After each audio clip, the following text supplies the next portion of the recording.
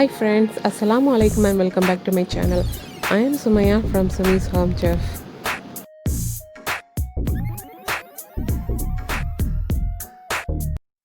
இன்னைக்கு நம்ம சேனலில் ஒரு ரெக்வெஸ்டட் ரெசிபியோடு வந்திருக்கேன். அதுதான் ப்ரோஸ்டட் சிக்கன். இது வந்து ரொம்பவே கிறிஸ்பியாகவும் அதே சமயம் உள்ளாடி ரொம்பவும் ஜூஸியாகவும் இருக்கும் சாப்பிட்றதுக்கு. அண்ட் இந்த ப்ரோஸ்டட் சிக்கன் ரெசிபியோடவே நான் இங்கே வந்து டிப் பண்ணி சாப்பிட்றதுக்கான எக் மயோனைஸ் ரெசிபியும் செஞ்சு காமிக்க போகிறேன். ஸோ ஃப்ரெண்ட்ஸ், வீடியோ ஸ்கிப் பண்ணாமல் ஃபுல்லாக பாருங்கள். சிக்கன் உள்ளாடி வந்து ரொம்ப ஜூஸியாகவும் டெண்டராகவும் இருக்கிறதுக்காக குறைஞ்சது 4 இல்லைனா 5 மணி நேரம் இல்லைனா ஒரு நாள் வரைக்கும் இந்த மாதிரி ஊற வைக்கணும். ஸோ அதுக்காக 3/4 கிலோ சிக்கனை இந்த மாதிரி பெரிய பெரிய துண்டாக நறுக்கி க்ளீன் பண்ணி வாஷ் பண்ணி எடுத்து வச்சுருக்கோம். இப்போ வந்து இதை ஊற வைக்கிறதுக்கு ஒரு கண்டெய்னர் எடுத்துக்கலாம். அதில் முதல்ல 2 முட்டையை உடச்சி விட்டு நல்லா அடித்து எடுத்துக்கலாம். இதில் நாம் எக்கு சேர்க்கறதுனால சிக்கன் சாப்பிடும்போது எக்கோட ஸ்மெல் வருமே நீங்கள் நினைக்கலாம். பட் சுத்தமாக அதில் ஸ்மெல்லே தெரியாது. இந்த மாதிரி நல்லா அடித்து விட்டதுக்கு அப்புறமா இதில் 1/2 டீஸ்பூன் அளவுக்கு ஒயிட் பெப்பர் பவுடர் சேர்த்துக்கலாம். அப்புறமா 1/2 டீஸ்பூன் அளவுக்கு ஜிஞ்சர் பவுடர் யூஸ் பண்ணுறோம். அப்புறமா இது கூடவே நாம் 1/2 டீஸ்பூன் அளவுக்கு கார்லிக் பவுடர் சேர்த்துக்கலாம். நெக்ஸ்ட்டு இதில் 1/2 டீஸ்பூன் அளவுக்கு ஆனியன் பவுடர் சேர்த்துக்கலாம். இந்த மாதிரி பவுடர் இல்லாதவங்க இதுக்கு பதிலாக என்ன சேர்க்கலாம் அப்படிங்கிறத வீடியோ கடைசியில் சொல்கிறேன். அடுத்ததாக 1 டீஸ்பூன் அளவுக்கு மிளகாத்தூள் சேர்க்குறோம். காரம் வேணும்னா நீங்கள் அதிகப்படுத்திக்கலாம். 1/4 டீஸ்பூன் பெப்பர் பவுடர். அடுத்ததாக பார்த்திங்கன்னா சாஸஸ் சேர்க்க போகிறோம். ஸோ ஃபஸ்ட்டு வந்து 1 டேபிள் ஸ்பூன் அளவுக்கு சோயா சாஸ் சேர்த்துக்கலாம். அப்புறமா இதில் வந்து சில்லி சாஸ் 1 டேபிள் ஸ்பூன் அளவுக்கு எடுத்துக்கலாம். அதாவது red chilli sauce. And hot sauce வந்து 3/4 டீஸ்பூன் அளவுக்கு எடுத்துக்கலாம். அண்ட் இது கூடவே 1 டேபிள் ஸ்பூன் அளவுக்கு ஒயிட் வினிகர் சேர்க்குறோம். இல்லைனா லெமன் ஜூஸ் சேர்த்துக்கலாம். அப்புறமா 2 கப்பு பட்டர் மில்க்கு அளந்து விட்டுக்கலாம். அதாவது நம்ம இதில் சேர்க்குற சிக்கன் பீசஸ்லாம் நல்லா டிப்பாகி உள்ளாடி கம்ப்ளீட்டாக கவர் ஆகிறது மாதிரி இருக்கணும். ஸோ எக்ஸ்ட்ரா வேணும்னா நீங்கள் எக்ஸ்ட்ரா வந்து இதில் பட்டர் மில்க்கோ இல்லைனா வந்து நார்மல் ஆற வச்ச பால், காய்ச்சி ஆற வச்ச பாலோ சேர்த்துக்கலாம். இப்போ நல்லா கலந்து விட்டாச்சு. அண்ட் தேவைக்கு தக்கன உப்பு சேர்த்துக்கோங்க. பிகாஸ் வந்து நம்ம சேர்த்துருக்க சாஸஸ்லாம் உப்பு இருக்கும். ஸோ பார்த்துட்டு தேவைக்கு செக் பண்ணி சேர்த்துக்கோங்க. அண்டு ஃபைனலாக இதில் வந்து 1/2 டீஸ்பூன் அளவுக்கு மிக்சட் ஹர்பு சேர்த்துக்கலாம். அதாவது ஓரிகனோ, பேசில் அந்த மாதிரி சேர்த்துக்கலாம். இப்போ இதில் வந்து ஒரு 1/4 கப் அளவுக்கு அடிஷ்னலாக பால் சேர்க்குறோம். அதாவது சிக்கன் கம்ப்ளீட்டாக உள்ளாடி டிப் ஆகிறதுக்காக நாம் பால் சேர்க்குறோம். இப்போ வந்து நாம் கழுவி வச்சுருக்கக்கூடிய ஒவ்வொரு சிக்கன் பீசஸையும் சேர்த்துக்கலாம். அண்ட் சிக்கனை வந்து கொஞ்சம் பெரிய பெரிய பீசஸாக கட் பண்ணிங்கன்னா சர்வ் பண்ணும்போது பார்க்குறதுக்கு ரொம்ப அழகாக இருக்கும். இப்போ நாம் இதை இந்த மாதிரி நல்லா டிப் ஆகிறது மாதிரி வச்சுட்டு ஒரு லிட்டை வச்சு க்ளோஸ் பண்ணி ஃப்ரிட்ஜில் வைக்க போகிறோம். இதை ஓவர் நைட் வச்சு நம்ம அடுத்த நாள் எடுத்துக்கலாம். இப்போ மயோனைஸ் பண்ணுறதுக்கு 1/2 டீஸ்பூன் அளவுக்கு கடுகு, 1/2 டீஸ்பூன் அளவுக்கு பெப்பர்கார்ன், 1 டீஸ்பூன் அளவுக்கு சுகர் சேர்த்து முதல்ல பொடி பண்ணி எடுக்க போகிறேன். அண்ட் உங்ககிட்ட mustard sauce and pepper powder இருந்துச்சுன்னா இந்த மாதிரி பொடிக்க தேவையில்லை. இப்போ இன்னொரு மிக்ஸி ஜார் எடுத்துக்கிறேன். அதில் வந்து 2 முட்டையை சேர்த்துக்கலாம் உடச்சி. இப்போ முதல்ல எக்கை மட்டும் ஒரு வாட்டி மிக்சியில் அடித்து எடுத்துகிட்டு நம்ம இதில் இப்போ பவுடர் பண்ணி வச்சுருக்கக்கூடிய கடுகு, பெப்பர்கார்ன், சுகர் அதை சேர்த்துக்கலாம். இப்போ ஒரு வாட்டி அடித்ததுக்கு அப்புறமா தேவைக்கு தக்கன உப்பு சேர்த்து ஒரு லெமனோட ஜூஸ், அதாவது கிட்டத்தட்ட 2 டேபிள் ஸ்பூன் அளவுக்கு இருக்கும். உங்களுக்கு புளிப்பு தேவைன்னா நீங்கள் ஃபைனலாக செக் பண்ணி சேர்த்துக்கோங்க. அகெயின் நம்ம அடித்து எடுத்துக்கிறோம். இப்போ இதில் 1/2 கப் அளவுக்கு ஆயில் சேர்க்குறேன். நான் இங்கே வந்து சன்ஃப்ளவர் ஆயில் தான் யூஸ் பண்ணுறேன். நீங்கள் வந்து ரிஃபைன் பாம் ஆயில் கூட யூஸ் பண்ணிக்கலாம். ஸோ ஃபைனலாக வந்து இந்த மாதிரி அடித்து எடுத்ததுக்கு அப்புறமா கொஞ்சம் லிக்விடாக இருக்கிறது மாதிரி இருக்குது அப்படின்னு சொல்லிவிட்டு நான் அகெயின் வந்து 2 டேபிள் ஸ்பூன் ஆயில் கூட சேர்த்து அடித்து எடுக்க போகிறேன்.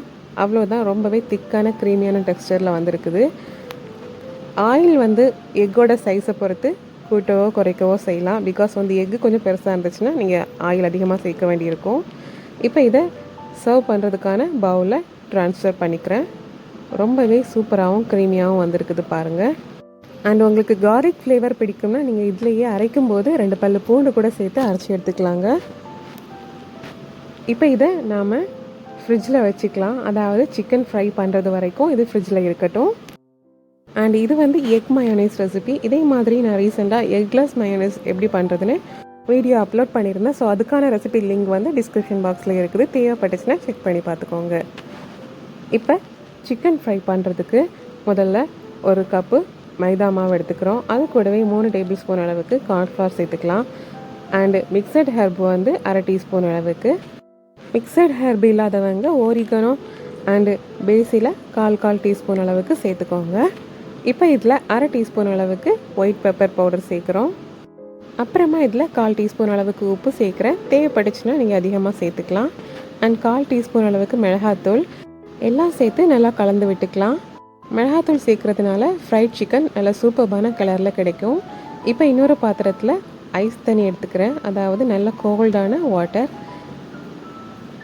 இது வந்து நாம் செகண்ட் கோட்டிங் கொடுக்கறதுக்கு டிப் பண்ணுறதுக்காக எடுத்து வச்சுருக்கோம்.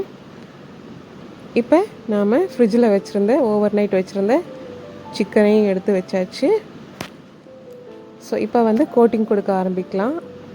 முதல்ல வந்து ஃபஸ்ட்டு நாம் எடுத்து வச்சுருக்கக்கூடிய ப்ளைன் ஃப்ளார் மிக்ஸில் நல்லா கம்ப்ளீட்டாக கோட் ஆகிறது மாதிரி, அதாவது எல்லா பக்கமும் அந்த மாவு வந்து படுறது மாதிரி அழுத்தி எடுத்துக்கோங்க. இப்போ நாம் எடுத்து வச்சுருக்கக்கூடிய கோல்டு வாட்டரில் ஒரு வாட்டி டிப் பண்ணிக்கலாம். இந்த மாதிரி பண்ணுறதுனால சிக்கன் மேலே மாவு வந்து ரொம்பவே திக்கான லேயராக நமக்கு கிடைக்கும். ஸோ ரொம்பவே கிறிஸ்பியாக இருக்கும் சாப்பிட்றதுக்கு.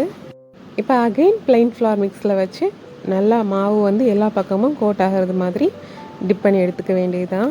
ஸோ இந்த மாதிரி நாம் ஊற வச்சுருக்கக்கூடிய எல்லா சிக்கன் பீசஸையும் டபுள் கோட்டிங் கொடுத்து எடுத்துக்கலாம்.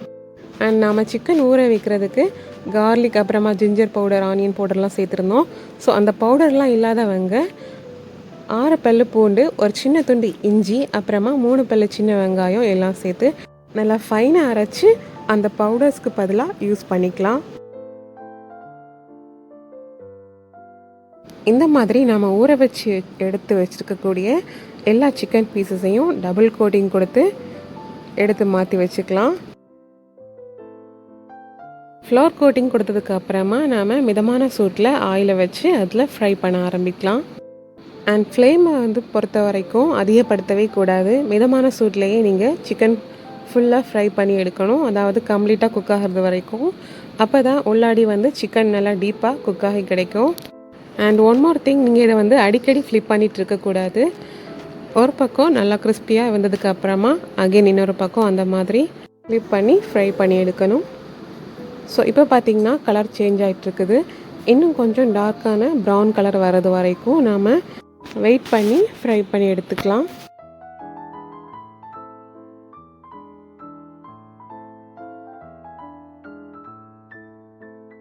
இப்போ பார்த்திங்கன்னா சிக்கன் வந்து நல்ல சூப்பரான ப்ரௌன் கலரில் வந்திருக்கு.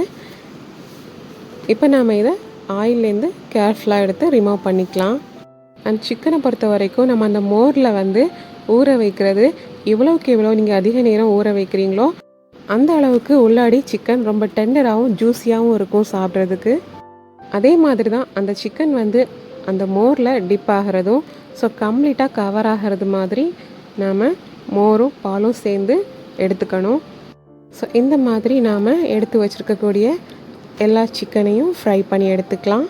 அண்ட் ஒரே டைமில் நிறைய பீசஸ் போடுறத அவாய்ட் பண்ணி அந்த ஆயிலில் வந்து எவ்வளோ பீசஸ் கரெக்டாக செட் ஆகுமோ அந்த மாதிரி போட்டுக்கோங்க. அப்போ தான் ஃப்ளிப் பண்ணும்போது ஒன்றோடு ஒன்று இடிக்காமல் மாவு வந்து கலண்டு வராமல் இருக்கும். ஸோ கொஞ்சம் ஃப்ரீயாகவே அந்த ஆயிலில் வந்து அந்த பீசஸ் வந்து இருக்கிறது மாதிரி போட்டுக்கலாம். இந்த ப்ரோஸ்டட் சிக்கனை பாருங்கள், KFC, மெக்டொனால்ட்லாம் சாப்பிட்றது மாதிரி ரொம்பவே கிறிஸ்பியாக சூப்பராக வந்திருக்குது. ஸோ பார்த்துட்டு நீங்களும் மறக்காமல் ட்ரை பண்ணி பாருங்கள். இப்போ நான் பேலன்ஸ் இருக்கக்கூடிய சிக்கன் பீசஸ் எல்லாம் ஃப்ரை பண்ணி முடிச்சதுக்கப்புறமா காமிக்கிறேன். இந்த மயோனைஸில் இந்த ப்ரோஸ்டட் சிக்கனை டிப் பண்ணி சாப்பிடும்போது ரொம்பவே அருமையாக இருக்கும். அண்ட் இது கூடவே நாம் டொமேட்டோ கெச்சப்பும் யூஸ் பண்ணிக்கலாம். ஃபிங்கர் சிப்ஸ்லாம் சேர்த்து சாப்பிடும்போது ரொம்பவே அருமையாக இருக்கும். ஸோ ஃப்ரெண்ட்ஸ், இந்த வீடியோ உங்களுக்கு கண்டிப்பாக பிடிச்சிருக்கும்னு நினைக்கிறேன். அப்படி பிடிச்சிருந்துச்சுன்னா வீடியோக்கு மறக்காமல் லைக் போடுங்க, ஷேர் பண்ணுங்கள், கமெண்ட் பண்ணுங்கள். அண்ட் இன்னும் இன்ட்ரெஸ்டிங்கான ரெசிபிஸ் பார்க்குறதுக்கு என்னோடய சேனலை மறக்காமல் சப்ஸ்கிரைப் பண்ணிக்கோங்க. இந்த நாள் இனிய நாளாக அமையட்டும். தேங்க்ஸ் ஃபார் வாட்சிங்.